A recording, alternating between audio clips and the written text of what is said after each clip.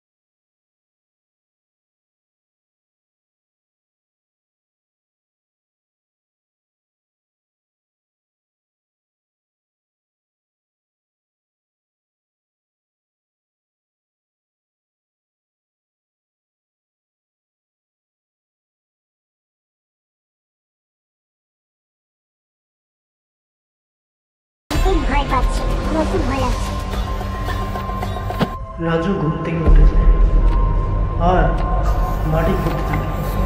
কিছুক্ষণ পর তার ঘরের মাটির নিচে গর্ত পড়ে থাকে। তখনই সেই গর্ত থেকে সে শব্দ শুরু করে।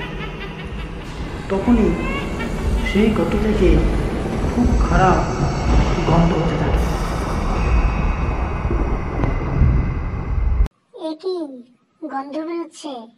ছি ছি, খুব গন্ধ বেরোচ্ছে। আমরা মাটি খুঁড়ে কোনো ভুল তো করিনি। রাজু ওই গর্তের ভিতরে ঢুকতে থাকে। সেখানে একটা মৃতদেহ দেখা যায়।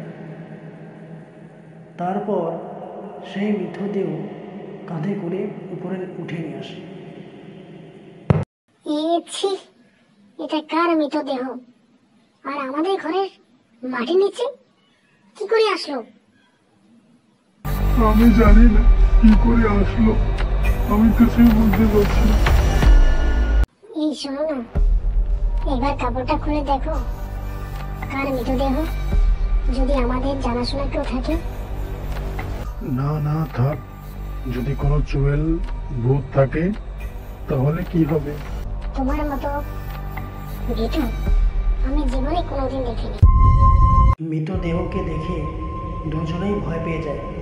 তখনই রিমি সেই মৃতদেহটার কাছে গিয়ে ঘন্টা উঠিয়ে দেখে।